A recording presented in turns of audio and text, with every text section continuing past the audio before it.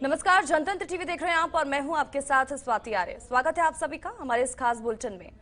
BJP ने आदिवासी दिवस के दिन छत्तीसगढ़ के प्रदेश अध्यक्ष विष्णुदेव सिंह को हटाकर अरुण साहू को नियुक्त किया था और इस पर सीएम भूपेश बघेल ने कहा कि बीजेपी में एक अंतरकलह चल रही है और आने वाले दिनों में बीजेपी में कई बदलाव हो सकते हैं। बीजेपी ने विश्व आदिवासी दिवस के दिन आदिवासियों का अपमान किया है। उन्होंने आगे कहा कि बीजेपी के प्रदेश अध्यक्ष विष्णुदेव सिंह साई को आदिवासी दिवस के दिन हटाना बीजेपी की आदिवासी के विरुद्ध मानसिकता का परिचालक है।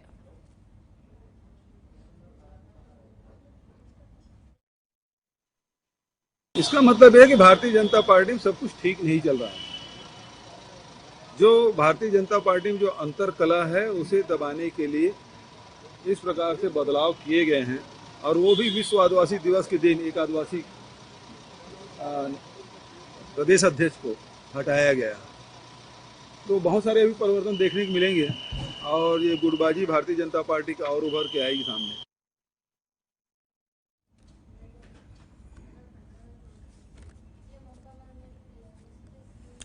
तो देखिए, बीजेपी ने आदिवासी दिवस के दिन छत्तीसगढ़ के प्रदेश अध्यक्ष विष्णुदेव सिंह को हटाकर अरुण साहू को नियुक्त किया था और इस पर सीएम भूपेश बघेल की तरफ से लगातार बीजेपी को घेरने की कोशिश की जा रही है। लगातार आरोप लगाए जा रहे हैं कि बीजेपी में एक अंतरकलह चल रही है। सीएम भूपेश बघेल की तरफ से ये भी कहा गया। मनमोहन नेता ज्यादा जानकारी के साथ हमारे संवाददाता इसी खबर पर हमारे साथ जुड़ चुके हैं। सीधा रुख मनमोहन का करेंगे और जानकारी लेंगे। मनमोहन, बीजेपी ने आदिवासी दिवस के दिन छत्तीसगढ़ के प्रदेश अध्यक्ष विष्णुदेव सिंह को हटाकर अरुण साहू को नियुक्त किया था और इस पर लगातार जो सीएम भूपेश बघेल हैं उनकी तरफ से बीजेपी को लगातार घेरने की कोशिश की जा रही है। इससे पहले भी उन्होंने इसी को लेकर तंज कसा था बीजेपी पर और एक बार फिर से मीडिया से रूबरू होते हुए उन्होंने कहा कि बीजेपी में अंतरकलह चल रही है। आदिवासी दिवस के दिन आदिवासी समाज का अपमान उनकी तरफ से किया गया है।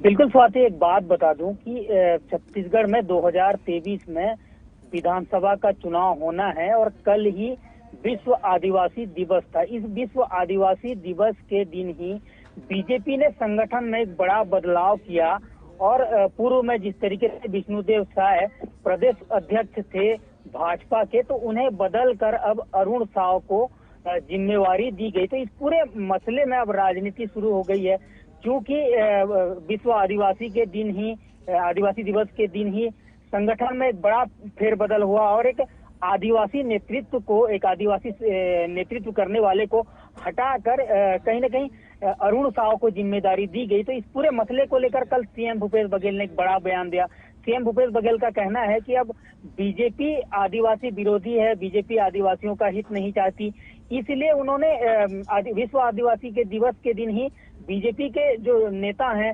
विष्णुदेव साय उन्हें हटाकर नए अध्यक्ष बनाया। तो वहीं आज सीएम भूपेश बघेल का एक और बयान आया है। इसमें सीएम भूपेश बघेल ने कहा है कि बीजेपी में बहुत ज्यादा अंतरकलह चल रहा है और बीजेपी में जो अंतरकलह है खुलकर सामने बहुत जल्द आएगा। और एक बात बता दूं स्वाति कि आज ही बीजेपी के जो विधानसभा के जो उपनेता हैं, विपक्ष के जो नेता हैं धर्मलाल कौशिक, उन्होंने भी आज बीजेपी के राष्ट्रीय अध्यक्ष जेपी नड्डा से मुलाकात किए हैं। तो इससे साफ जाहिर होता है कि बीजेपी में भी कुछ ठीक नहीं चल रहा है, क्योंकि 2023 में छत्तीसगढ़ में विधानसभा चुनाव होने हैं और विधानसभा चुनाव के पहले छत्तीसगढ़ के बीजेपी में इतनी बड़ी फेरबदल, एक प्रदेश अध्यक्ष को हटाना। चूंकि एक बात और स्पष्ट, और जनतंत्र टीवी के दर्शकों को भी बता दूं स्वाति कि छत्तीसगढ़ में 30% आदिवासी बाहुल्य क्षेत्र है, 30% जो जनसंख्या है वो आदिवासियों का आता है और बस्तर क्षेत्र से जो 12 विधानसभा सीट है वह आदिवासियों का है और 12 विधानसभा सीट में कहीं न कहीं वर्तमान स्थिति में कांग्रेस का दबदबा है, कांग्रेस के विधायक हैं और कहीं न कहीं स्वाति बीजेपी हो चाहे कांग्रेस हो, अगर जो भी बस्तर जीतता है तो राजनीति में और छत्तीसगढ़ सियासत में उनकी जीत होती है और उनकी सरकार बनती है। तो कहीं न कहीं यह जो फेरबदल किया गया है, एक आदिवासी नेता को हटाकर जिस तरीके से अरुण साव को जिम्मेदारी दी गई है, तो इसे लेकर अब सियासत भी शुरू हो गई है और इसे कांग्रेस सियासत भुनाएगी भी, क्योंकि विश्व आदिवासी के दिन ही एक प्रदेश अध्यक्ष को, एक आदिवासी नेता को बीजेपी हटाकर आखिर करना क्या चाहती है, आखिर उसकी सोच क्या है, यह सबसे परे है। लेकिन इतना तो स्पष्ट है कि बीजेपी भी अब विधानसभा चुनाव 2023 की तैयारी शुरू कर दी है। लेकिन अब और एक तस्वीर सामने आ रही है स्वाति, कि आज धर्मलाल कौशिक भी दिल्ली में जाकर प्रदेश राष्ट्रीय अध्यक्ष जेपी नड्डा से मुलाकात किए हैं। तो इससे स्पष्ट हो रहा है कि बीजेपी में कुछ फेरबदल होने वाले हैं, कुछ नया होने वाला है। लेकिन यह जो नया होने वाला है, इससे क्या बीजेपी 2023 जीतेगी, यह सबसे बड़ा सवाल खड़ा होता है स्वाति। बिल्कुल मनमोहन, और जिस तरह से देखिए, अगर हम विधानसभा चुनाव की बात करें, उससे पहले जिस तरह से बताया कि जेपी नड्डा से इस बीच मुलाकात और बड़ा फेरबदल आने वाले समय में देखने को मिल सकता है विधानसभा चुनाव से पहले। लेकिन इस बीच देखिए, जिस तरह से सीएम की तरफ से लगातार बीजेपी को लगातार इसको लेकर घेरा जा रहा है कि आदिवासी नेता को हटाकर करना क्या चाहती है बीजेपी, ऐसे में इन तमाम जो तंज कसे जा रहे हैं, लगातार घेरा जा रहा है, आने वाले समय में विधानसभा चुनाव में बीजेपी के लिए कितनी मुश्किलें बढ़ सकती हैं इस कदम के बाद? और ये भी बताइएगा कि प्रतिक्रिया क्या आ रही है, क्या इसको लेकर बीजेपी की तरफ से अभी तक कुछ कहा गया है, जिस तरह से सीएम लगातार आरोप लगा रहे हैं?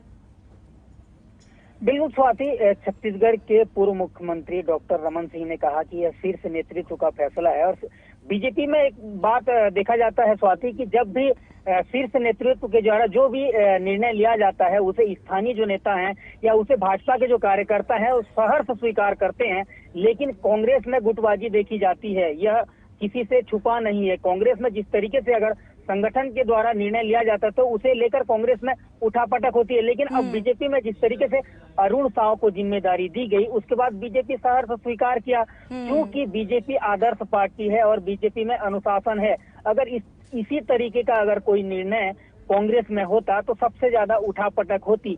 लेकिन इस पूरे मसले को लेकर अब कांग्रेस सियासत शुरू कर दी है। कांग्रेस सियासत शुरू करे भी क्यों ना, क्योंकि कांग्रेस के पास मुद्दा इसलिए है क्योंकि विश्व आदिवासी के दिवस के दिन ही एक आदिवासी नेता को हटाकर बिलासपुर के सांसद को जिम्मेदारी दी गई है। तो यह सबसे बड़ा सवाल भी खड़ा होता है, और सबसे बड़ा सवाल इसलिए खड़ा होता है क्योंकि विश्व आदिवासी दिवस था और उसी दिन एक नेतृत्वकर्ता को हटाकर किसी नए चेहरे को, किसी नए सांसद को जिम्मेदारी दी गई है।